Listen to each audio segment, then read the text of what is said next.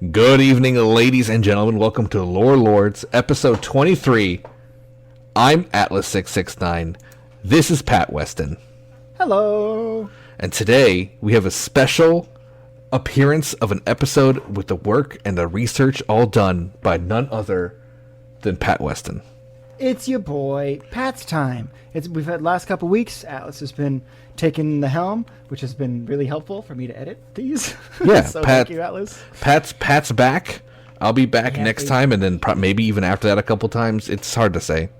Yeah, who knows? But anyway, tonight is about a show that is near and dear to both Atlas, myself, and even a lot of people in chat right now. It's the show Doctor Who. That's right. We're finally doing a Doctor Who episode, which I'm very excited for, because that's Me too.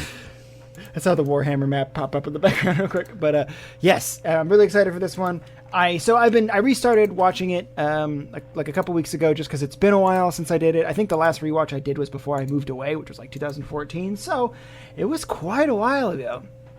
Yeah, but, I've been rewatching it recently from episode 1. I started catching up to where I left off, which I think was season 10, and then I was like, you know what? I'm just gonna rewatch from episode 1 and get everything fresh in my head.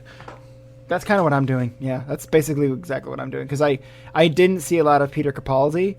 I only saw the first few episodes, and I liked them a lot, but I just remember, for some reason, maybe because I couldn't even find the episodes, I just stopped watching. The episodes weren't available to me, so... Which, I think the reason I stopped watching wasn't because of any dislike of the show. It's because there's so few and far between the episodes. Like, it's not a weekly show. It's like almost once a month sometimes the episode comes out. And that's very British. Like it. It's yeah, a it's lot very of British British. shows are. Yeah, that's classic British TV type thing. And to be fair... Like, episodes of Doctor Who are like movies in themselves. Like, they really are. So, like when a new episode comes out, they put like a trailer out for the episode. Yeah. like literally, there'll be like an episode trailer, and that's how the show is. Yeah, and if for those of you who've never watched Doctor Who, that's how big and popular it is too. You know, like the fan base just gets excited. You know, we just get jacked up for it. So, but I'm going to talk about only 2 episodes today, because I watched them recently and I remember thinking to myself, this is a movie. Like, kind of like I was just saying, Doctor Who episodes are typically movies anyway, but like these 2 episodes in particular, it's like a movie that feels like the Doctor is one of those times where the Doctor is totally pushed to his limits. You know, like there's the Doctor's challenged quite a lot, obviously, throughout the show, but a lot of the times in a lot of the episodes, he has those brilliant moments where everything kind of clicks and he figures it out and he saves the day. But these 2 episodes in particular, he basically spends the entire time going, I don't know what I'm doing. I have no idea what to do. We're just kind of here now. And these 2 episodes are The Impossible Planet and The Satan Pit.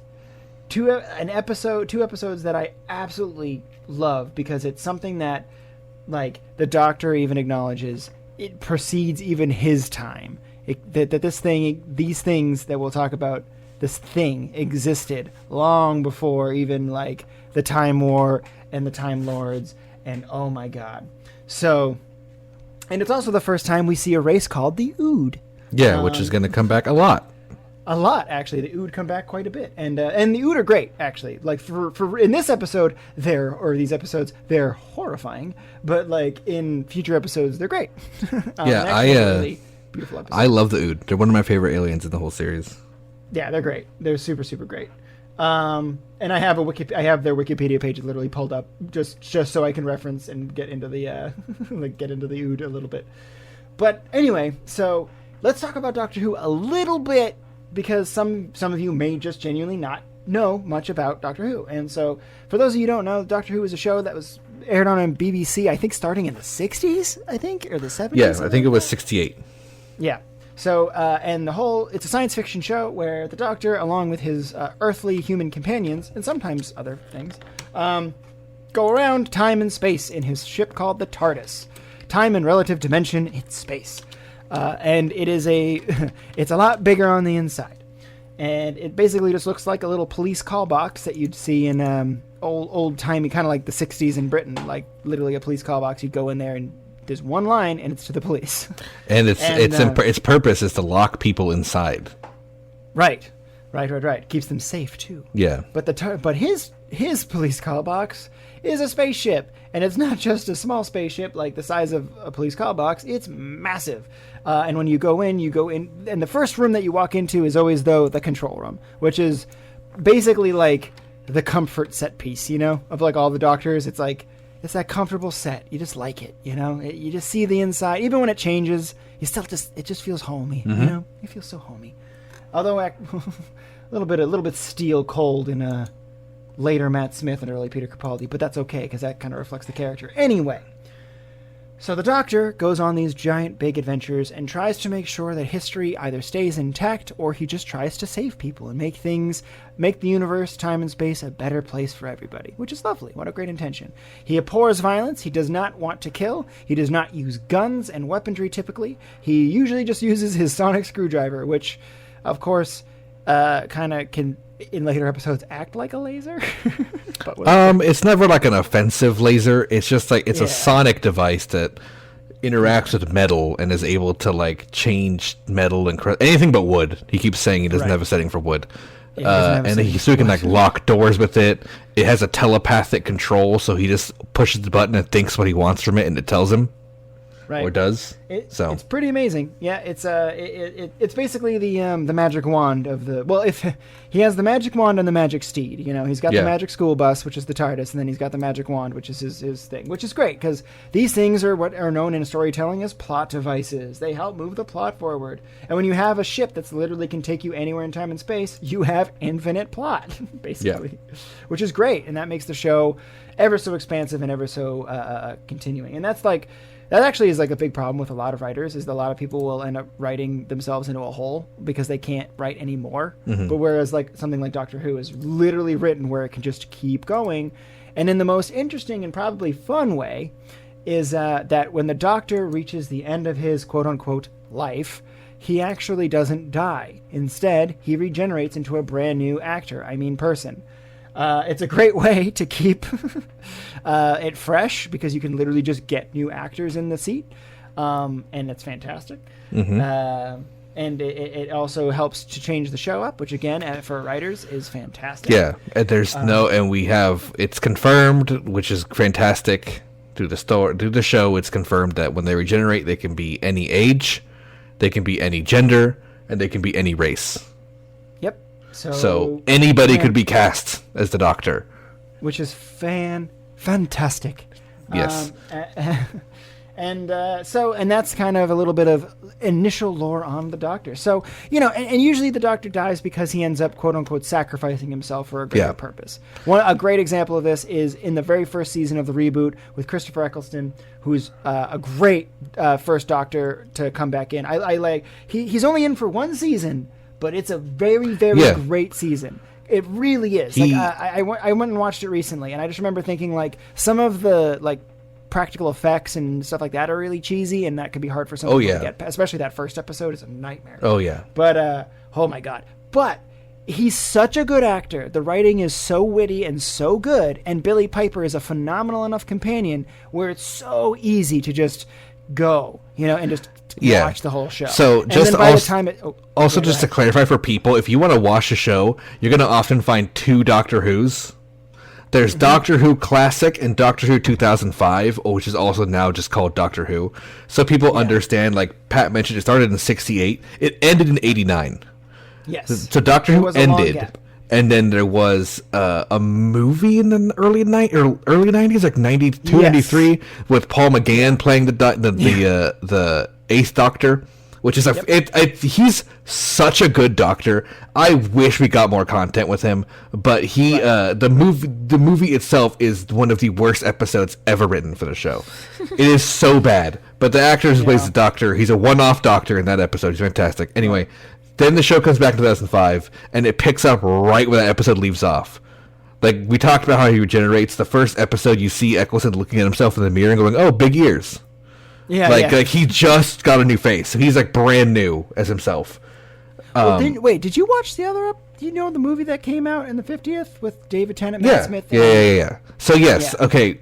If we're including that, that's what it's actually after. Yeah, that's right when it's. But because technically, yes. But technically, what you're saying is Story That's wise, the time technically Eccleston is the Ninth Doctor, but they call him the 10th Doctor, but they call him the Ninth Doctor because there's a secret Doctor in between, and we also just learned more recently that there's another secret Doctor called the Fugitive Doctor, but I don't know much about that. Yeah, I don't know much about that either. But the War Doctor is what's that old John Hurt. John Hurt, wonderful. First of all, phenomenal actor. But yeah, John Hurt, wonderful. He was known as the War Doctor. He only ever numbers himself when he is doing his thing, I guess. Yeah, he was. So there's a thing that they're able to completely, when they regenerate, like wipe their previous life from their minds. Right. And that's what happened with him. So that he got forgotten by himself. He had a whole generation of his own body that was forgotten. Yeah, because he just didn't want to remember it because it was too hard Yeah, for him to remember. and- He remembers what was going on at the time. Yeah. Because he talks about the Time War, but he doesn't remember what he did. And then he also, an interesting thing just to throw out there is Eccleston was supposed to be on for 2 seasons, but because of some drama behind the scenes, he quit the show, Oh, that's a shame. which is why he But- did not come back for the 50th anniversary. But apparently he officially stated all his bridges are mended, so he might be coming back for the 60th anniversary. Oh, that'd be wonderful. That's good to hear. Because I thought he was a really great Doctor. Despite him only being there for 1 season, he was so sweet. Yeah, honestly. the John Hurt's The War Doctor was a patch. He wasn't supposed Right. to exist. It was supposed to be Eccleston in that episode. And they're like, crap, he won't come back. Like, what do we do? Like, so That's they had actually to really funny. they had to make that a whole thing. That's actually really funny. That would have been great though if Eccleston came back. Yeah, he was supposed because he was supposed to be the good. Dark Doctor in the war. Yeah. He's darker than the next incarnations. All the ones after Right. him are Oh, pretty yeah. much. Eccleston has his goofy smile and laugh, but he's generally pretty dark. Oh yeah, I mean when he starts yelling at the Daleks, when he's Yeah. like screaming at them, like "I killed you once before, I'll kill you again." It's like it's Yeah. scary. Like it's like oh, he's a good guy. You know, it's kind of that. Yeah, Like- but I just wanted to clarify for people, when you watch the show, if you want to start watching Doctor Who, you've never seen it, you do not need to watch the old show. Everything that happens in the old show, the important things are left as surprises in the new show for you. If you don't fully understand, you'd be like, oh, that's an old enemy, because they'll say it. Or it'll be anything that's important that happened in the original show will get recapped in the new show. There is tons of references, of course, from old characters coming back to old like enemies coming back, Right. but you don't need to know that generally. Sarah Jane. Yeah, like Sarah Jane K9. comes back eventually. K9, his old companion. Other old characters come back. They constantly reference the Brigadier, who's his second companion, the second Doctor's companion, who creates a unit in the end. But they constantly reference him. He never shows up, but they reference him all the time. He does. Yep, He may show up later, but That'd be cool if he does. he does. But you haven't seen it yet. Yeah, okay. But yes, so anyway, that's and this Doctor though is not Christopher Eccleston for the Impossible Planet and the Seder Pit. This Doctor is David Tennant, which is everybody kind of has something that they refer to as their Doctor, which is like the Doctor that made them like like captured their imagination and got them in. And David Tennant for me was that one. Like, Me too. Which is a lot of people. A Yeah. lot of people had David Tennant. I think and Matt Smith is when he exploded in America. Matt Right, Smith, the season 5, I think is what really brought it into America, and I think season 4 made it popular in America. Like a lot of Americans watch season 4, and when season 5 starts, you can tell the budget increase is insane. Oh, yeah. Like holy yeah. crap, they got more money to make this show. It looks like like an actual modern TV show. Because if you're watching the old 2005 series with Eccleston, like Pat mentioned, is cheesy. It's not just cheesy. There's American TV has always had a higher quality than other countries. Let's be honest. And BBC is lower quality. So watching a 2005 BBC show is like watching a 1992 American show, and it looks it. Yeah, it does. But just stick you with gotta it. get ready for that. Yeah, it's worth sticking through. It definitely is. Again, especially that first episode is a nightmare. So, mannequins come to life, but they don't. It's not. It looks so bad. Yeah, it's Anyway. like Buffy quality. Yeah. Oh man, but there are some great episodes in that season. Absolutely. Too. Like, Are You My Mummy? Yeah, that of course. Yeah, you That's one of the meet greatest Captain episodes. Jack Harkness, who's one of my favorite characters. This fucks everything. Yeah, love him. John Barrowman, fantastic. Fantastic. Rose Handsome. Tyler is an amazing character. Mickey is an amazing character. Yep. So good. All of them. Even his her mom. I was just gonna say Tyler. Jackie is one of my favorite characters in the entire show. I love Jackie to death. I love The very first time you meet her, he goes, "There's a strange man in my room, and I'm in my I'm in my nightgown. Anything could happen." And he just looks at her and goes, "No," like, it's And just so leaves. good. He just leaves. Again, the wit in that show, it's so fucking funny. Like I found myself even like again, I've watched the series at least 3 times when I was younger, but now that I'm watching it again, I'm just just as big laughs as before. Especially like there's also a scene where Rose Tyler does something cheeky and like in the face of like some evil vile villains, and then she just kind of laughs. She smiles, like pops up real bubbly, like and runs away, and it's just one of the funniest fucking things because she's like in the face of Daleks or like Cybermen or something like that, and she's just kind of like suck it and leaves. It's like, oh, okay. But Yeah. man, it's so good. My first episode also was the Ozorbalov episode. That was the first episode I ever saw of the show, which is a weird episode to start on. Like it is. It's one of the few episodes that doesn't focus on the Doctor. Right. First off, that's like one of the only two, and I think in the whole show that does. Yeah. And it was such a weird. And I was like, this show was wild, and I kept watching after that point. For my first episode was the mannequin one. So like I literally like it was with my ex-girlfriend. We were sitting at my friend's place, and she goes, my friend was just playing video games, and he was kind of being a little mope. So like she was like, "You want to watch something?" And I was like, "Yeah, what do you want to watch?" She's like, "Doctor Who," and I was like, "Okay." And then the entire time that episode, she goes, "Just please, just trust me, just trust me, just trust me." Like, Yeah, she kept that's doing a. it. But because I was into her, I was like, all right. So I went home and watched the next like 3 episodes, and I was like, oh, this is actually like really good. Yeah. And I kept going. I don't, But, and like- and also the first episode, the what is it called, the Gestine consciousness, whatever it's called, the plastic comes back Yeah. in a huge way later in the show. Do I remember this? It's the end of season 5. It comes back Oh, huge. yeah. And I remember when I don't think I even realized it when I watched it the first time. And then when I just I never rewatched it, I was like, connected oh my god, it's that thing. I never connected the two. Yeah. Now that you mention it, I literally never connected it. Yeah, I you feel know, kinda the dumb. whole Roman thing. Like, that's how he's Yeah. a lot. Yeah, like, that's what it is. And I was like, oh my gosh, it's that thing. Like, That's funny as hell. Oh my god. it's crazy. But now that we got, I think, the basis of that talked about, we talked Yes. about why we're nerds, I think we can get into what you want to talk about this whole episode. Yes. So we're going to talk about just those 2 episodes. It's in season 2, episodes 8 and episodes 9, The Impossible Planet and The Satan Pit. So, as many Doctor Who episodes start, the TARDIS just shows up somewhere, right? This time it seems to be in like a storage closet, which is one of, by the way, sometimes it's my favorite when the TARDIS just shows up in a storage closet, because it's one of those things that's like, that's like, where are we? Oh, okay. Like, it's like very anticlimactic, like Yeah. the big reveal. But it's and that's one of those moments too where like they get really excited and then they come out and they're like, oh, I guess we're here. And like a And the mop Doctor- falls on them. yeah, like, and then, but the Doctor quickly finds out that they're actually in a deep space exploration, station where like human beings at this point have, scattered all over. This takes place a couple thousands of years in our future. I think actually 1,000 years. I think it's like the year 3000 or something like that. So it's like 1,000 years in our future. Human beings are spread across the stars, and they're exploring all sorts of things. And they found this really kind of wild station. And they make their way through a little bit. They walk around and see something, and they find their way to this main chamber.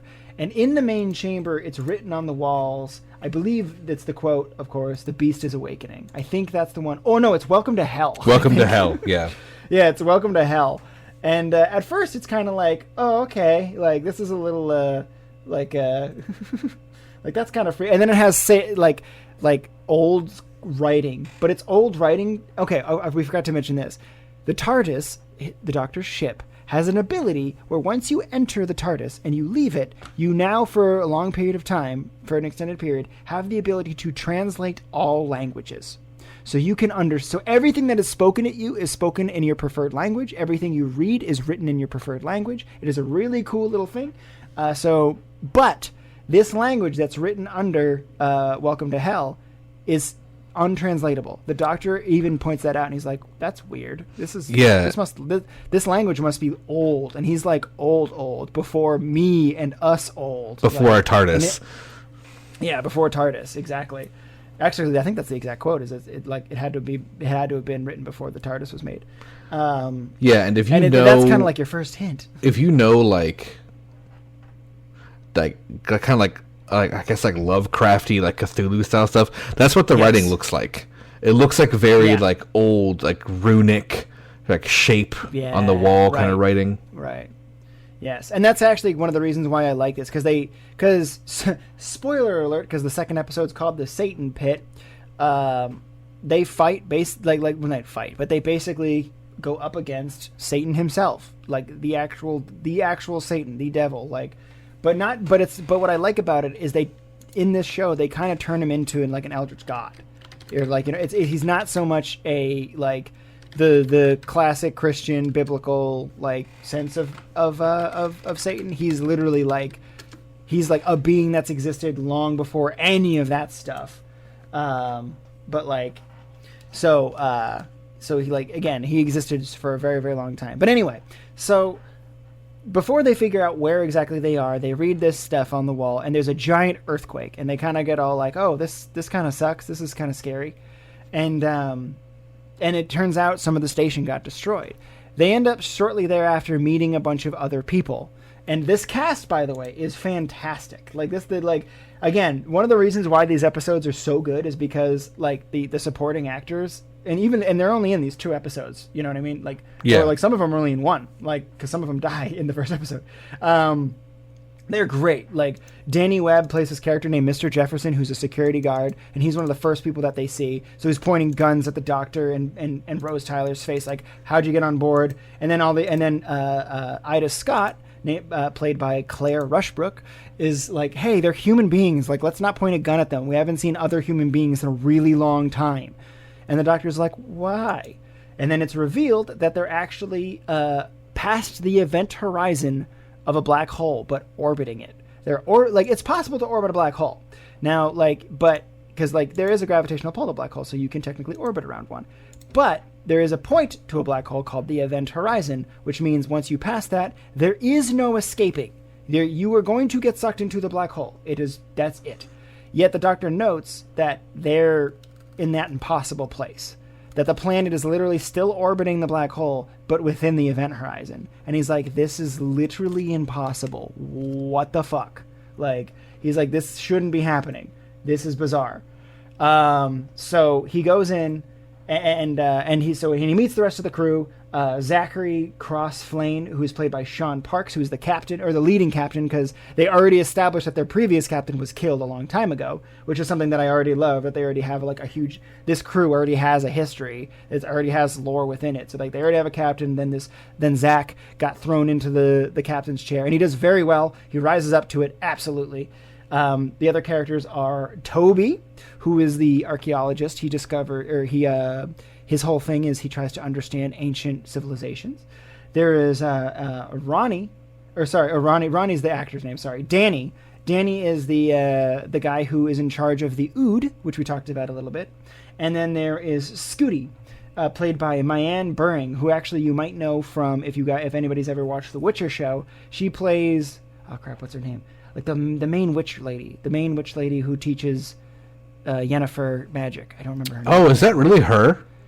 Yeah, I didn't know that. She's so much younger. It's so funny. Like she's like in her 20s or something when this was shot, and now she's up in her like higher 30s. So it's really crazy to be like, "Oh wow, that's you! Holy shit!" Or for even 40s now, maybe. Yeah. Very, very, very beautiful cast, though. Honestly, like very good looking cast all around. I want to point that out. They kind of knocked it out of the park there. Mega babes. Love that. So there's this great cast of characters. They all have their different roles. So again, Toby's like the archaeologist, Zach's the captain, Mr. Jefferson is security. Ida, I believe, is like a geographer or rocket, something related to like planetary orbits. Scientist. She's a scientist. She's a scientist. And Danny is, again, he's the ethics guy. I love it how he's just like, "What's your role?" "Ethics." And it's just kind of like, okay. Because he's actually in charge of the Ood and the Ood's well-being. And we find out what the Ood are, and they're basically a very subservient race of people. They're kind of yucky looking, to be honest. They're very scary looking upon first, like, you know, the first, they're kind of yucky again. They have like these weird squid heads with like a dozen or 2 dozen tentacles coming out of their mouths. Yeah, they're very Cthulhu-y. Very Cthulhu-like. Yeah, exactly. So they very spooky looking. But they're actually, and again, this is their nature. They're very subservient and they're very kind and gentle. They're not into like hurting people at all, really. But because of their main ability, which is telepathy, that does mean they're very susceptible to other telepathic things. Bear that in mind. So the Ood communicate basically through telepathy. However, since human beings are not good at telepathy, there is a device that they use, and we can get into this a little bit, but it actually is not really important now. It becomes important in a later episode. But they have these devices that are attached to their basic. It almost looks like it goes into their neck or what would be. It goes into their mouth where the tentacles are coming out of. Right. You see, they have like a wire plugged in there that comes out to a small white ball in their hand. Yeah, and the white ball basically works as a Siri device or an Alexa. It basically just is their communication device. It speaks to them, or it speaks for them, so that way they can communicate with humans.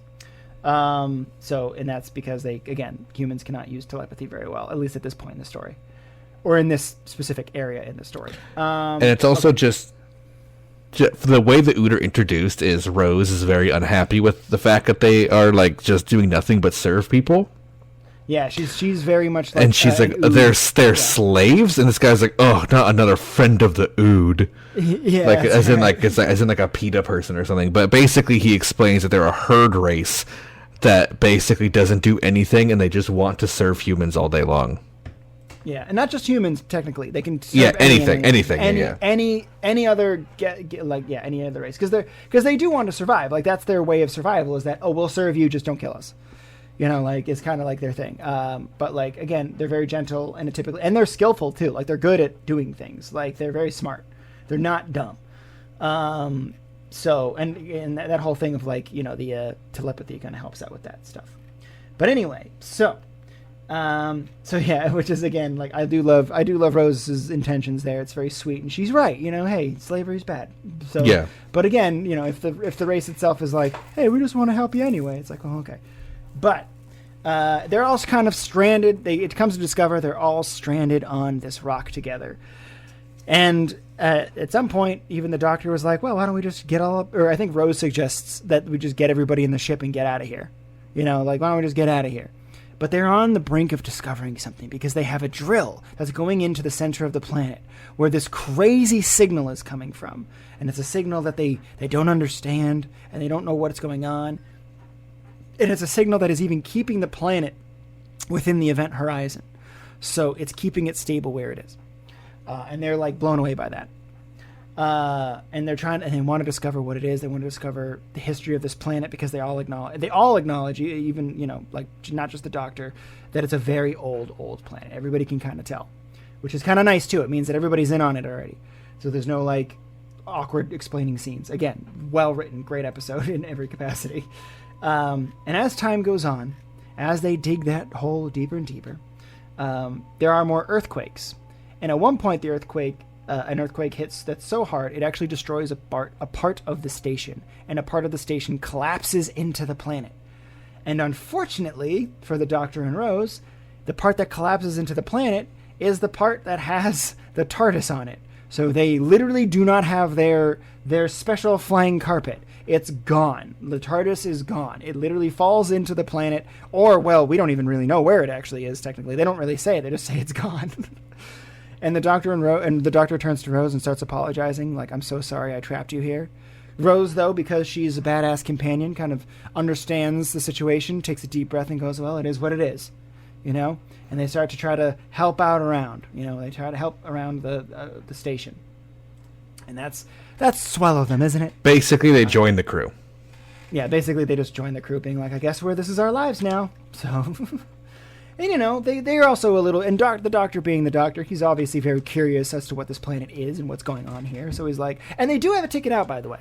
There is a rocket that they do have, and the people on the space, Zach and Zachary and Mr. Jefferson and Ida and all them, they know they can leave. They can get on the rocket and leave. But humanity's curiosity is what's keeping them there, which is something I also love. It's also their whole mission. Like they're there for a reason. They're there to dig in and see why this thing is possibly floating around or orbiting a black hole. Exactly. So like they're and that's something I love about it is because one of the things that they push home in this episode is that like one of the reasons this is all happening is because of human curiosity. It's basically just because humans are humans like we are in real life, and we just want to know. And that's what's so great about this episode is because one of the major themes in it is basically like when human curiosity digs up the beginning and the old and the evil and the far away. Because remember, this is a very far away corner of the universe. Yeah. And it's meant to be because of what they're hiding there. And as the episode slowly creeps on, there's a scene where Toby, the archaeologist, is sitting in his room trying to discover what's going on. He's got his little tools and he's brushing off little things. Because I don't know if you mentioned, they found objects with this writing on it. The same writing we saw on the wall. So they have found like evidence of civilization here. Yes. And they're blown away by that. So that's why Toby, the archaeologist, is really diving in on this. But because he's the archaeologist and he's the one reading all of this scripture, he is the one being susceptible the most to what's this thing? Telepathic communications. We talked about that, but it's not coming from the Ood, Atlas. No. But he hears this voice. It's a very deep, thundering, and horrifying voice just calling out his name, Toby. Which is also a really funny name, by the way, to say. Yeah, it's not a very serious, intense name. Toby's someone who's fallen over and scraped their knee. So. Yeah, exactly. Although the actor is actually a pretty buff guy. Yeah, the actor's a man, for sure. He's a big, tough. Yeah, he's a big guy. But what's the actor's name? The actor Will Thorpe, Thorpe, I should say. Will Thorpe. Sorry, plays Toby, and he does a great job because you have to be because Toby himself is a mild-mannered, quiet architect. He's like, I just want to dig up artifacts, guys. But in this moment, as he's reading these things, he is starting to strengthen his connection with this telepathic demon creature, the devil himself, and he starts to possess him. And as he does, he ends up kind of being able to do things that a human being can't do, because unfortunately, our friend from The Witcher, Mayanna Buring, or Scooty in the episode, her name is Scooty. She's just a maintenance girl, by the way. That's like her role. She's like an apprentice. Like this is like her training mission, basically, for the company. Yeah, basically. Yeah. And so she's trying to lock down some of the hallways. Because remember, there are earthquakes that can shatter parts of the base, so that really sucks. And it's her job to kind of run around and make sure that these airlocks are safe and secured. And when she goes to find one, one of the airlocks kind of blinks at her and says, like, hey, this airlock was opened and closed. And she's like, okay, who did it? And then the machine won't answer. And then they're like, okay, well, where's the spacesuits? And they're like, they're all in storage. And she's like, okay, well, who went outside without a spacesuit that would kill them? So Scooty goes to investigate. And she goes over to find the hallway. She opens up the window. And what does she see? She sees Toby standing out on the planet. Which, by the way, this planet doesn't have oxygen. It's a planet suspended within the event horizon of a black hole. There is no oxygen. There's no atmosphere, period. There's no atmosphere, yeah. So it shows that because the storm that's brewing on the planet is fierce. Like his hair is going crazy. But as he slowly turns around, what do we see? That he's covered in these black markings. The same markings that he was discovering on these artifacts and the same ones that were written on the wall that says, welcome to hell. He's covered in them. And his eyes are blood red. And he just reaches his hand out and starts cracking the window, and Scooty starts screaming in terror, and the doors close behind her, and she cannot escape. And Toby successfully cracks the window, and she gets sucked out and is killed. And it's actually a really brutal discovery because while this is happening, obviously again, Toby just depressurized an entire section of their base, so there's panic going on. So the rest of the crew, including the Doctor and Rose, go and conform into like this common area where the same area that has the writing on it. That's like the common area. And they go and hide in there. And they're trying to locate Scooty because they don't know she's dead yet. So they're just like, where is she? Where is she? Where is she? And then it indicates that she's in the same room that they are. And they're like, well, no, she's not, because everyone else is here. And then, of course, who is it who looks up first but the doctor? The doctor looks up and just sees her dead floating corpse, just floating slowly away towards the black hole. And he's like, I found her. And then they're all like, oh, fuck. Or it was Rose who found it first. I think it was the doctor. It was the doctor. Yeah, I was about to say, usually the doctor's the first to look up. But yeah, so, and there she goes, drifting away, and they discover, and there's something like, something's going on here. This isn't right. And also, they bump into Toby. After this happens, they bump into a very scared Toby, you know, like, unaware of kind of what was going on, like, down the hallway a little bit later. And they're like, where were you? And he's like, oh, I was hiding. And they're like, oh, okay, well, come on. they're like, oh, okay, whatever. So they basically, and then they go back into the control room where Zach is, and like where all like the tools are. It's the main control room. It's not the lounge area where the writing is. It's just the big old like command station. Also, just something that kind of bothered me this whole time is you find out, I think in the second part of the episode, there's a whole security team with them this whole time that you never see. Oh. Right, yeah, it's yeah, that's one. It's Mr. Jeff. They all die, but yeah, but you don't see it until you don't see them until they die. It's like this whole time there's this crew they're establishing, but there's also like two soldiers, like guards, with them who are armed with like rifles, and it's like, which makes sense, but it's just like I think it's kind of silly they didn't introduce them as people. Right. Well, because they kind of just like when in the first episode when they talked about Mr. Jefferson, they were just kind of like, he's in charge of security. And when there's in the second episodes when shit goes fucking crazy, obviously, like the first episode is very kind of mysterious. We don't know what's going on, that kind of thing. And then the second episode is like, okay, this is off the rails. And that's when like Mr. Jefferson and his security team get put to work, basically. So anyway. So, and that actually almost starts to wrap up the Impossible Planet, honestly. Like, because the first episode is kind of just like them trying to discover what the hell is going on after they lose their TARDIS and everything like that. So anyway, and this is also towards the end of the episode is when that telepathic field starts to infect the Ood a little bit.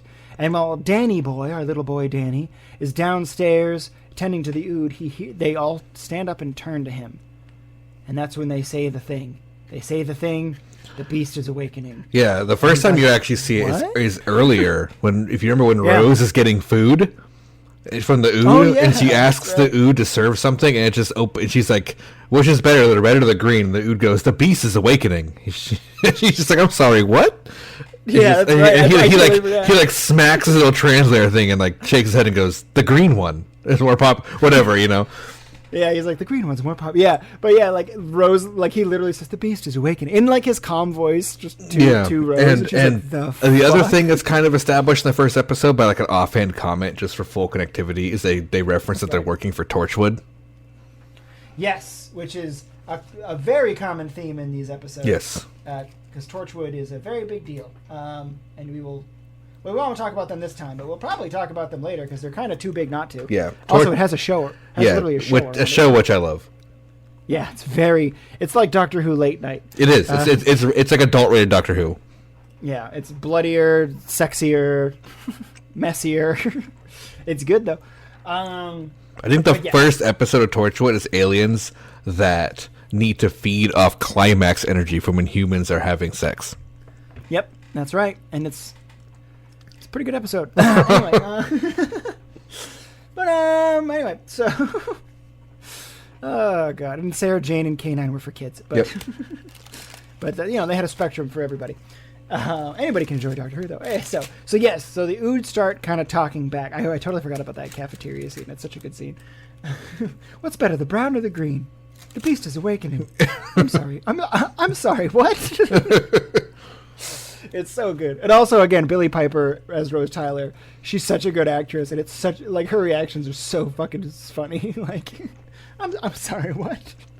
Anyway, so yeah, and that just happens more and more. And then towards the end of the episode, that's when the Ood kind of you see them opening their eyes for the first time, and they're no longer their white, tender eyes, but dark blood red, and they're glowing even to boot. And that's like not good. And they're starting to freak out. Now I guess we can move over to the Satan Pit. So The doctor risks his life. This is what the IMDb page says. The doctor risks his life to investigate the pit and is forced to make a terrible decision. Oh, wait, that's right. At the very end of The Impossible Planet, the doctor and Ida Scott, so the scientist lady, they decide to go down the drill hole because at the very end of the episode, the drill reached the bottom. And that's kind of like where the episode ends, is the drill reaches the bottom. And then Ida and David Tennant agree to go down there. And they get so far, and they get really, really far, and they discover like a whole, like that's when they discover there was an ancient civilization living on this planet because they can see the architecture, the buildings, bridges, roadways, all of these things, and it really looks, it's like for the crappy budget that they had at the time, it looks really cool. Yeah, it's they find like a almost like what you would imagine like finding Atlantis would be. It's like a giant underground cave system with like massive like statues and like old like building entrances and that language written everywhere. Yeah, it's really cool. It's a really cool scene. And then they find one more pit though, but it's and it has like the seal over it. And then of course the doctor finds a way to open up the seal. But of course he looks down it and he doesn't see anything. And he's a little like, oh well, okay. Anyway, so now we go to the Satan pit, and so the doctor and Ida Scott are down in the hole. The Ood are starting to talk back to Rose, Danny, and Mr. Jefferson up top, and Toby. Toby's there, I forgot. And they're all kind of like, hey, shit's getting a little weird. Maybe it's time you guys come back up. And the doctor, and I remember, I love this scene because the doctor he kind of goes on this rant, and it's this wonderful, he goes on this really great speech. Because him and Ida are looking at this giant hole in the ground, and they're going like, there's that thing in the back of your head. Don't you feel it? Jump. Go in. Go in the hole. Jump in the hole. But for once in my life, and I think he even mentions, he's like, once in my life, and I've lived a long life, I don't think I'm going to do it. And he and Ida decide to turn around and try to leave, and they go back up.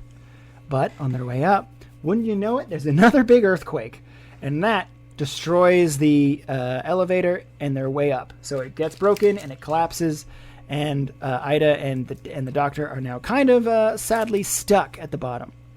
But don't worry, that's not all. But you know, it's the doctor, right? Anyway, so at that point, they are kind of just stuck down there. So there's really nowhere to go but down that pit because they can't go back up where the drill was because the elevator broke. So they take the slack on the rope and the metal roping, and they basically like the doctor's like, tie it around me, I'm going down. And Ida's like, I'm coming with you. And he's like, no, you're not. You're not coming down here. Like, the doctor's doing his protective doctor thing. And he's like, I'm going down because I'm expendable. You're not, which is really sweet. Which is ironic because he's the guy who can live forever and knows everything about the universe. And Ida's just a person. But to him, she's the more valuable person. God, I love the doctor. The doctor should be a moral compass for everybody. He's so good. Yeah, the doctor... so basically there's a big theme in Doctor Who where combat is the last option. Mm-hmm. And he never breaks that idea. Even when facing his mortal enemies, he gives them a choice to surrender or escape or survive. Right. And sometimes they go, no, I'm going to kill you. And then he is like, okay, maybe let me no choice. Basically. David Tennant's first episode, he defeats the leader of an army. And he's just like, all right, you guys can go. And then the leader tries to attack him from behind, and he just kills him. And he's just like, no second chances. Like, he's brutal. It's a great scene though. But anyway, so back to the Satan pit. So that's what's going on with the doctor and Ida. So there's no way up. They have a long metal slack from the elevator that they could use, and the doctor decides, I'm going in, and you're staying here, and we'll keep contact. Like, we'll keep on the radio. We'll keep talking to each other. So as he's going down the pit slowly, he and her are having like this nice conversation. Meanwhile, back in the space station, the Ood are getting a little bit spicy. They're starting to not be as subservient and kind and helpful as they once were. In fact, they're kind of quoting, I think, the full-on speech now where they even say, we are Legion and all that. And they're kind of getting freaked out. So...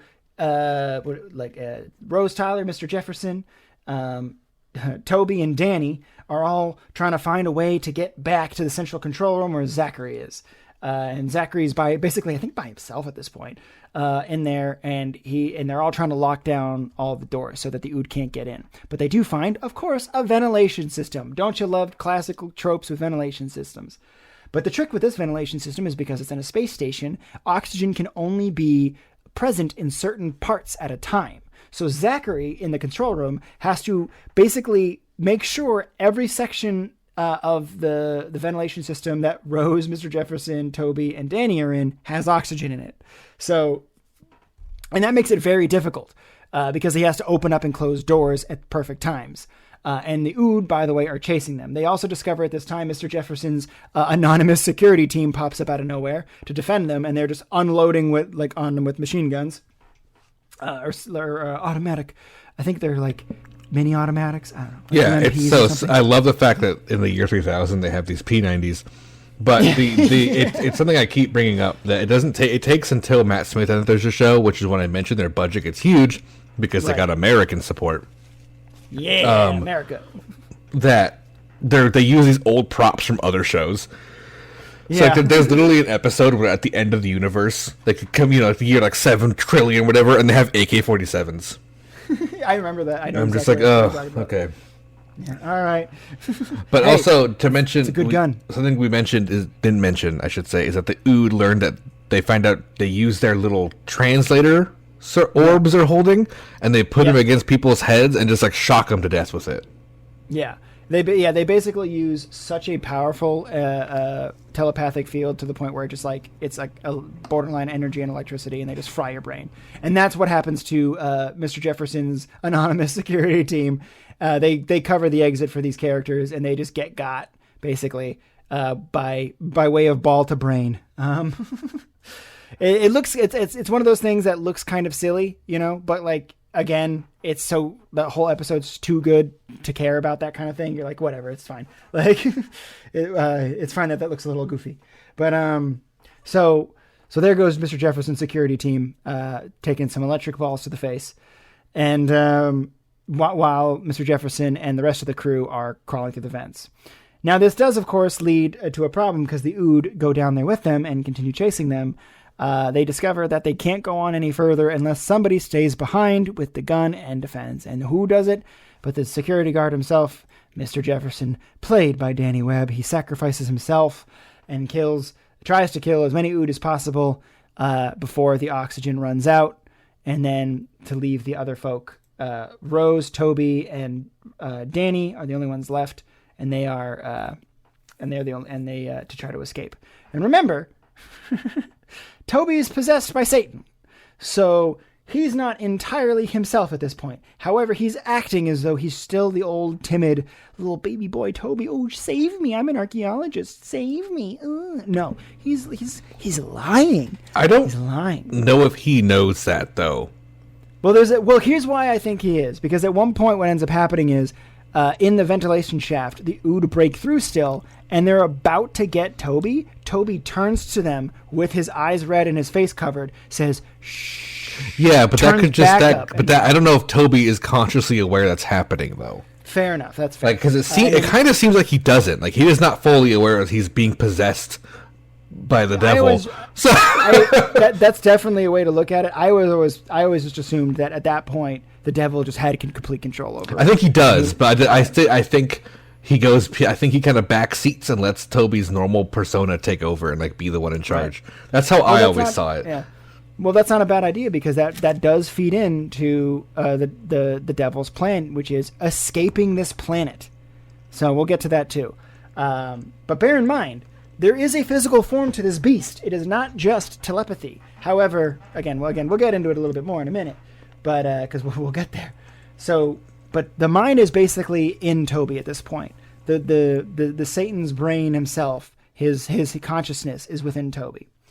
And they make their way back to Zachary, and they're like, all right, we got to get the fuck out of here. We have to leave. There's no choice. We got a dip set, homie. I think, does anybody else die here?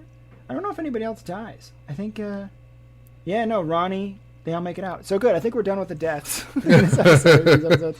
But, Mr. Jefferson, I think, is the last one to go. Although we think Ida dies, though, because So I think, and if I'm not mistaken, it's caused by another earthquake or something. Oh no, wait. So that's what's happening. There's one crew running away from the possessed Ood. Meanwhile, Toby's with them, who has literally Satan living inside of him, and they're all trying to find a way to get the fuck out, because they're all agreeing at this point, it's time to go. We gotta go. We can't be here anymore. This shit's crazy. Shit's off the rails. The Ood have betrayed us. Half of our crew's just been killed. We have to go. So they're getting ready to try to get on that ship and leave. And Rose is protesting because she's like, we can't leave the doctor. We can't leave him. We can't leave him, obviously, because she's like, yeah, can't leave the doctor. And even though the doctor's like, I don't care. Leave. Get out of here. Be safe. But meanwhile, so again, the doctor's still floating down that pit. He's going down on the wire, talking to Ida as they go. And then eventually, though, he reaches the bottom. No more slack. The wire is done, and there's still a questionable amount of ground between the or air between the doctor and the ground. He doesn't know how far the pit really goes, and he's kind of saying to Ida, like, "Hey, I think I'm just gonna let go and see what happens." And she's like, "Don't, because it might not be a 15 foot drop. It could be like, 1,500 foot. Yeah, like you could just keep falling and die." And he's like, "Yeah, but I'm gonna." And I think he's even talking to Rose at the time too. I think Rose is begging him to come back, and he's like, "Nah, like I'm gonna continue this." Because at this point, the doctor's just in. He's like, "I'm gonna figure out what the fuck's going on here once and for all." And he detaches the cable, and he falls.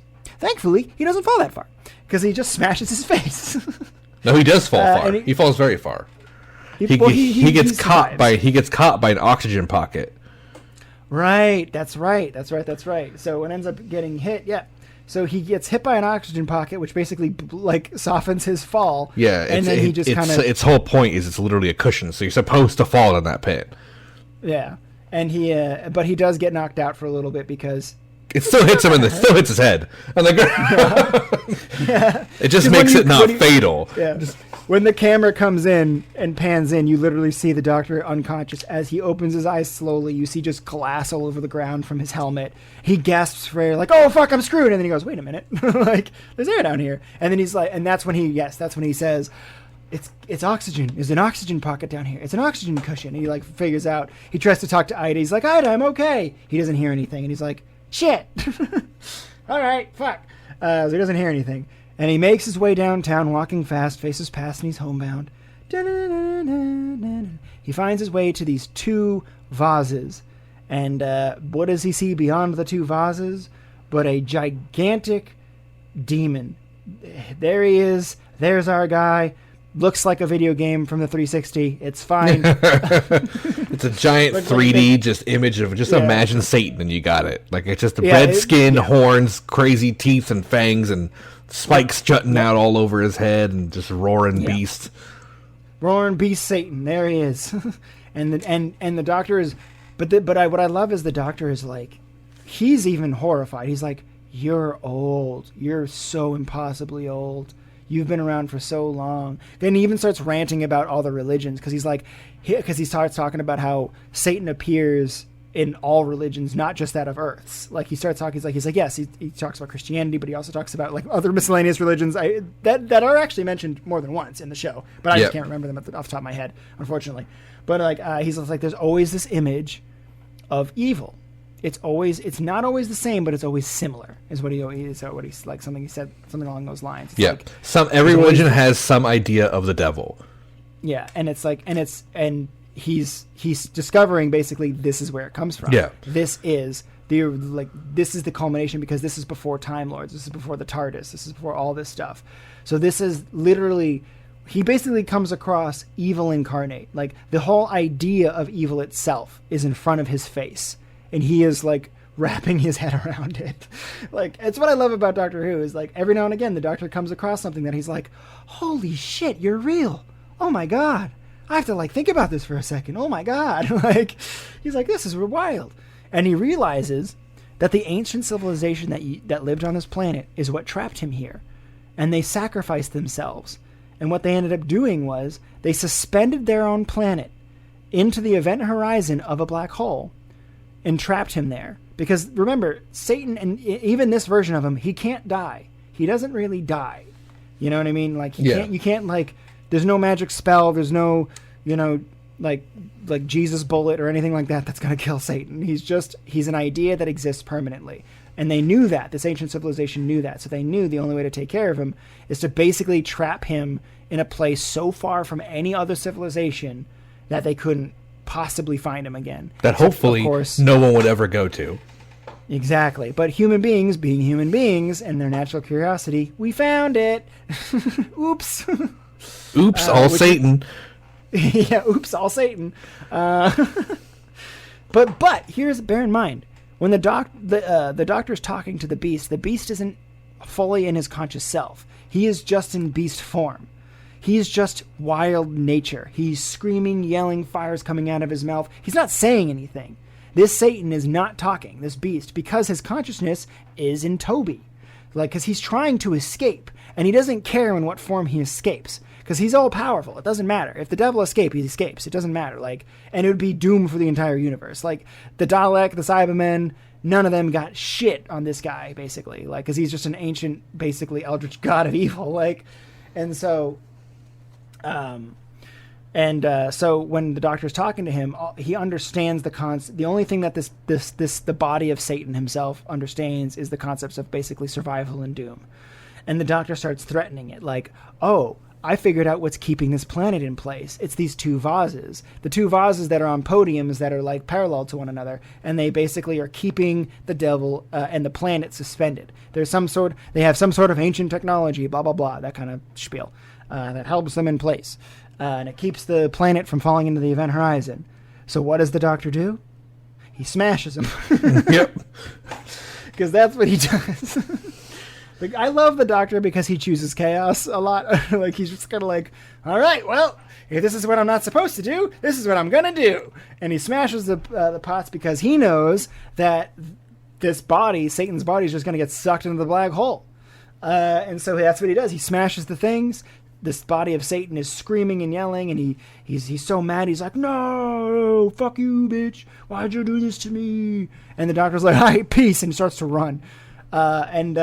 He actually, I think he like falls down again or something like that. Yeah, he trips because a huge earthquake happens when he breaks it. Yep. Yeah, because the planet's starting to get sucked in. At this point, everybody made it their. Meanwhile, everybody else made their way to the rocket. So Rose, Zach, Danny, and Toby have made their way to the rocket. And do they find Ida? No. Doctor rescues her. But spoiler alert. They all run. They get to the spaceship. There's a scene that happens before they get to the spaceship where Rose is refusing to get on without the doctor, and she has a nail gun, and she points it up to them, threatening to like kill them. They're like, "You're not going to shoot us with the nail guns." And they knock her out in the end, and they bring her on the ship with them. Yep, and then she wakes up all pissed off on the ship. Yeah. Like, you left him, and they're like, oh my god. And I think Danny says like, oh god, we're gonna have an unruly passenger, like something like that. And then they start taking off, and nobody's more excited to be leaving than Toby. But he doesn't seem just excited because he's living. There's something else about his excitement that Rose notices first, of course, because she's the most in tune with this kind of stuff. She's like, why is he so happy about this? Like, but not in like a, hey, we're surviving kind of way. And then she slowly discovers basically that like what's going on is that, it's Satan and he possessed Toby. This is bad. This is super bad. And so, but meanwhile, again, back down to the doctor. We're swapping scenes really quick. Well, what's happening is that you find out they're leaving, and then you find out when the doctor, as soon as the doctor breaks those vases, it stops the planet from floating in above the event horizon, and the ship is in space now, getting pulled towards the event horizon. Right. Well, they managed a little bit. Yeah, that's right. Yeah, so they're far away, but now they're leaving, and that's when Rose sees he's possessed. That's when Toby goes full demon mode with his red eyes and his skin's all covered in languages. And he's like screaming the thing about I am Legion, all that shit. Yeah, he's like, I can't be killed. I am forever. Yeah. You won't kill me. Like, and they're all just like, oh, Jesus, fuck. Like, imagine just being strapped on a spaceship, floating, or like trying to get away from a black hole, and then the guy next to you turns into Satan, and you're like, oh, Jesus, why is this happening? That's basically right what happened. Rose is sitting right next to him. Yeah, and she's just like, okay. Yeah, but again, cutting back to the Doctor real quick, he falls down from this earthquake, and what does he fall into? Baby boy, you better believe it. He finds that goddamn beautiful blue box. The TARDIS fell down the pit with him earlier on, and there it is. He finds the TARDIS, and he has the biggest shit-eating grin on his face. He gets in the TARDIS, saves Ida from where she is, because she probably just got knocked the fuck out from the earthquakes, I imagine. And then and then he, plans his glorious rescue. Meanwhile, back to the spaceship where Toby and Rose are. So Rose sees Toby losing his mind, going crazy with Satan powers. Fire's coming out of his mouth. That's right. Fire's coming out of it. I forgot about that. Fire shoots from his mouth. It's like, oh shit. And then what does Rose do? Quick thinking. She grabs the nail gun and shoots the window, basically like the windshield. And then and at the same time unbuckles Toby, smashes the buckle so it undoes his harness. And he just goes flying out of the front of the spaceship. And thankfully, Zachary initiates the emergency blast shields, I guess, for lack of a better word. And the blast shields come down, so Rose, Danny, and Zachary are safe. But then they have that moment of like, well, we got rid of Satan, but we're all gonna fall into the black hole together. This kind of sucks. And all of a sudden, Zachary notices, wait a minute, we're being pulled away. Like, we're being pulled away right now. And then Rose immediately knows what's going on. She kind of picks up on it. And then they look outside, and there's literally a tiny little 1960s British call box, little blue British call box, pulling a spaceship away from a black hole. It's like that sweet, silly moment, and it gives you that epic sigh of relief. You're like, yes, they got out. They did it. And then when they land back on board or whatever, and they show that Ida's okay, and they're like, hey, look, don't worry, Ida's fine. They rescued her. And that's basically, and oh yeah, and then after they say goodbye to Zachary and all them, Rose and the Doctor have a scene in the TARDIS, in the command station. So they made their big escape. The rest of the survivors made it out alive. They're going back to wherever Earth they live on at this point. I think it's just regular Earth still, or whatever, or maybe just a colony of some kind. And then the Doctor and Rose go on their separate ways, go on to their next adventure. But Rose, I remember, asks the Doctor, what was that? What was really going on there? And he just kind of doesn't have an answer for her. And I love that. He's like, yeah, that thing was you can tell he was horrified, and he's shocked that they got out of there. It's one of those moments as the Doctor where you're like, he just bullshitted his way to victory, basically. He had no idea that they were going to get out there. He had no idea that they were going to survive. Earlier in the episode, there's when the TARDIS first falls and they're kind of dealing with that. There's even a whole scene where he talks to Rose about future plans of getting a job. Yeah. And living somewhere because they're just now stuck in the year 3000. Yeah. He's like, I'm going to have to get money. I don't know how to get money. Yeah. But yeah, so he's fully accepted his fate, So again, this is one of those moments. This is one of those times in the Doctor Who franchise where the Doctor admits defeat within the first act of the whole play. If this is a 5-act play, in the first act, he's like, oh, I lost. Okay. Which makes the thing so amazing. So it gives you that sense of hopelessness right out of the gate. He loses the TARDIS within the first 10 minutes of the episode. Of the first episode, and if you watch both back to back, it's an hour and a half. It's 45-minute episode, so it's literally an hour and a half. It's a movie. So within the first 10 minutes of the movie, he loses the TARDIS, and then as time goes on, you literally discover, oh, what's their opponent? Oh, Satan. Well, good luck, dude. Yeah, it's also he loses the TARDIS all the time. All the time. But in this episode, it's he sees the TARDIS fall into a planet that's falling into a black hole, and he's like, well, fuck. That's not something you recover from. He knows this is a bad time to lose the TARDIS. Yeah. I mean, like the reason why the first episode of these two episodes is called the Impossible Planet, because that's what he calls it. He's like, this planet should not exist, and Zach's like, I know. He's like, yeah. Why do you think we're here? Yeah, that's like my favorite part. He's just losing it. He's like, this shouldn't be around. This shouldn't exist. Everyone on the spaceship's like, yeah, way to catch up, buddy. Like, yeah, like welcome to the job. That's like what they even say. I think he's like, welcome to our job. Like this is what we're doing. That's such good writing to have the know-it-all character not know anything. Yeah. It's such a great dynamic. And no, everybody else admits to not knowing either, but like they're used to not knowing, whereas the Doctor's like, this stumps me. And that happens, again, that happens a lot in the Doctor Who franchise. We can talk about that many a times, but there's something to me, and I don't know about anybody else listening live or listening on the recording.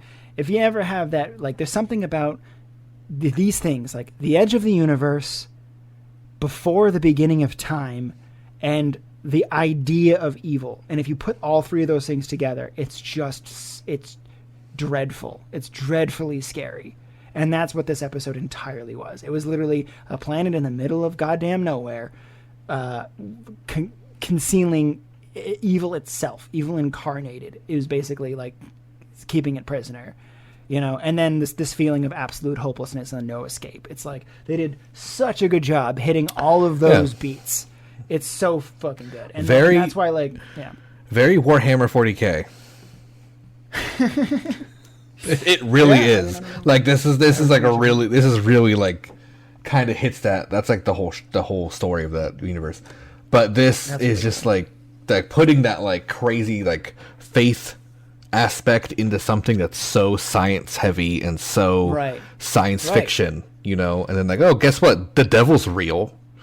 Yeah. But what's nice about it is like, again, the Doctor goes on this rant about it. It's just like, it's not like the devil as we know it in Christianity or Catholicism. Yeah. It's just it's like this incarnate old creature that exists across time, and its ideas and stories have escaped. It's so cool. And it's out so there. Cool.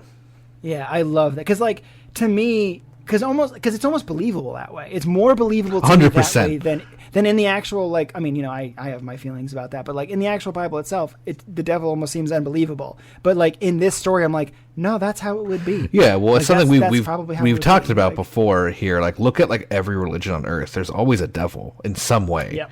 There's some evil entity that's not good, doing bad things. Like it's always a present thing, and of course you could easily come up with the reason why. It's to scare people and to whatever. Sure. But like it's just the fact that's what it goes off of. That's the idea that every religion in the universe has a devil, and the origin of that comes from this creature in this little rock. Yeah. It's just so cool. It just blows me away. And that's, again, like, well, that's what's so cool about it is, for me, like, as the way I'm spiritual is I'm more of, like, the nuanced spiritual type where I don't rule anything out, but some things just feel false to me. Like, I'm not trying to make any let's argue statements, but, like, to me, the concepts of heaven and hell seem manipulative and wrong and kind of evil. Like, I don't believe in, like, heaven and hell. Like, oh, if you're a good boy, you'll go to heaven and you'll get to see your old dogs. But if you're bad, you're going to get fucked with pineapples for the end of time. You know what I mean? Like, it just seems very, like, what you tell your kids to behave as opposed to, like, something that's 100%. Real, yeah.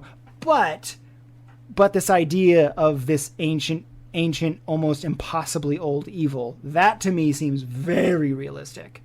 You know what I mean? Like, again, like you mentioned, how come all of these religions all throughout Earth since the beginning of time have this image of evil in their heads? You know what I mean? And sometimes it's a metaphor. It's just a metaphor of how humanity can be evil. Sure.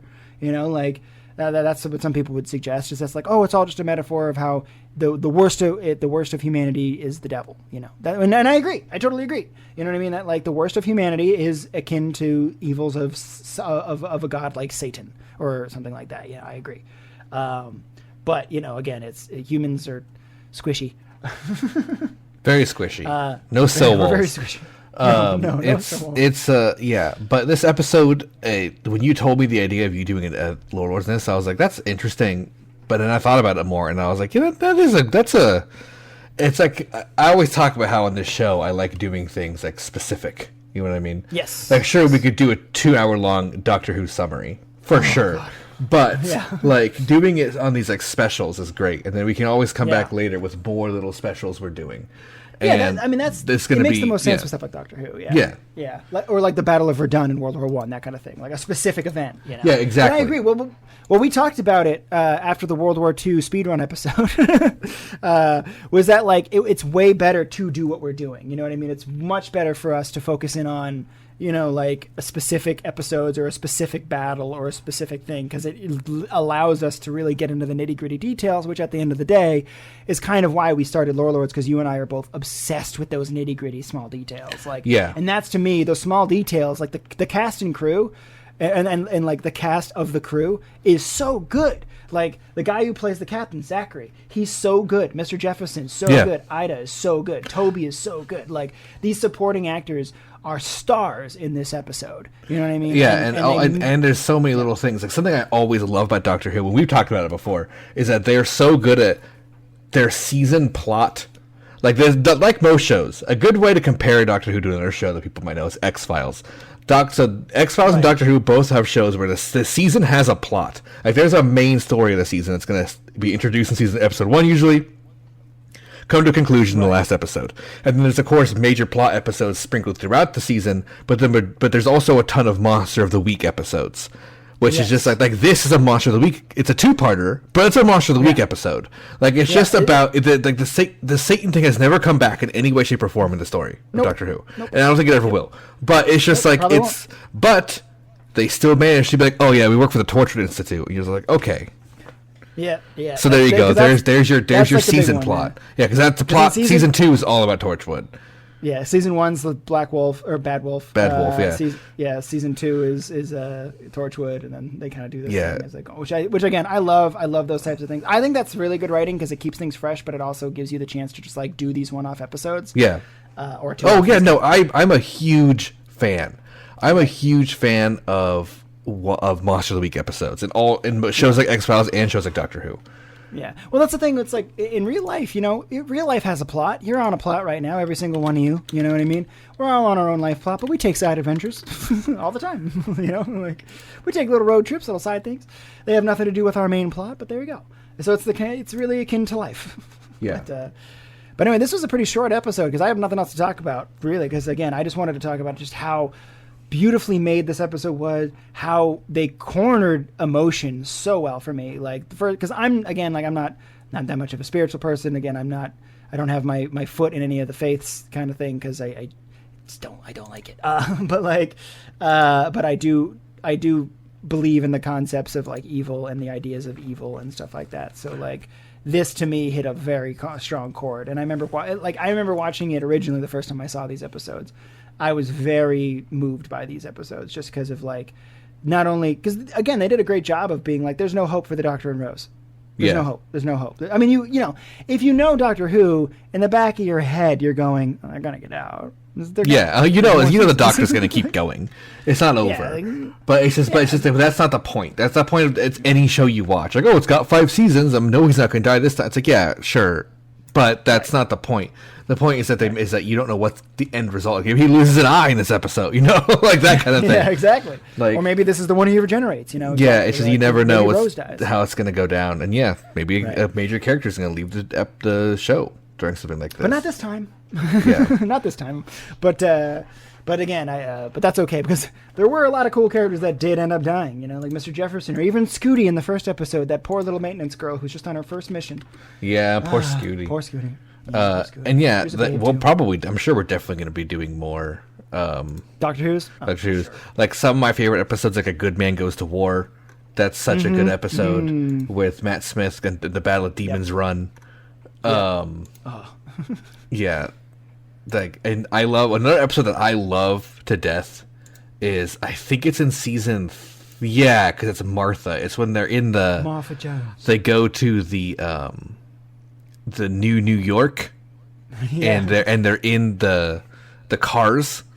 You know what I'm talking about? Like you find out like in this episode that like the entire ruling body of a planet has died of like a sickness, and everyone who lived in this like sub city underneath the planet is like stuck in traffic for like decades.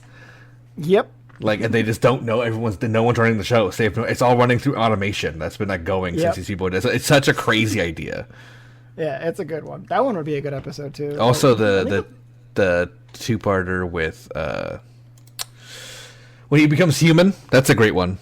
Oh, yep. That one's the end of the season, isn't it? It's the It's the middle of season 3 when he goes he has the pocket watch that puts his mind inside of it, and he becomes human and has to forgets he's the Doctor. Like, it's such a good series. Oh yeah, and Martha has to come and remind him. Yeah, I love Martha. Oh, Martha Jones is fantastic. Yeah. Most underrated companions, and she's like one of the most practical ones too, because she's a doctor. Yeah, I mean, I personally think the most underrated companion is Clara, because everyone shits on Clara so much. Right, I love right. Clara. I love the fact that too. people don't like her because she's as smart as a doctor. They don't like the fact that she's able to keep up with them, and I'm like, really? Yeah, that's stupid. Like, no, that's that's so dumb. That's so stupid. Yeah. It's nice to have that dynamic. It's nice to have somebody who's willing to smack the Doctor upside the head, metaphorically speaking. Yeah. And be like, I got you, you know? Yeah, there's so many good, I mean, I would love to even do a whole episode on just the monsters of Doctor Who. Oh, we could like just talk about the bad guys, like the Weeping Angels, the Sontarans, the Cybermen, the Daleks. Like, he has such a good cast of villains that show up. I remember like thinking the first time I saw Daleks, I was like, they're trash can robots with plungers attached to them, which they are. But again, the concept of the Daleks is really genuinely phenomenal and horrifying. Of like, they're just anger and rage. It's a mess. They're a mess of a monster, and it's just like, and it's supposed to be like their whole story is just so nonsensical, and it's like they know they're nonsensical. Like, it's just like such like a crazy just roller coaster of a history going into the Daleks. Yeah.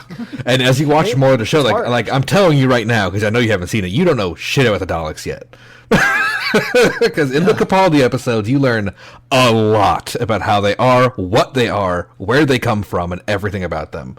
And it's just, fantastic. And you even learn why they say exterminate. Like, really? Yes, you learn all about how they work, like inside and out. Like, it's not simply them just yelling for no reason. There is a reason they're doing it. And they want to kill you. They want to exterminate you. Yeah, that's not it though. Like, what is, yes, but why they actually are yelling it every single time they fire, there's a reason.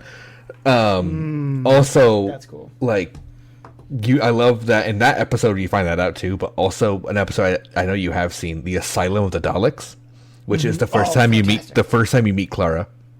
Yep. When her name is Oswin in that episode. That episode is like heartbreaking. Yeah, that's a rough episode. And they're going. That's when Amy and Rory are divorced, and it's just like it's. And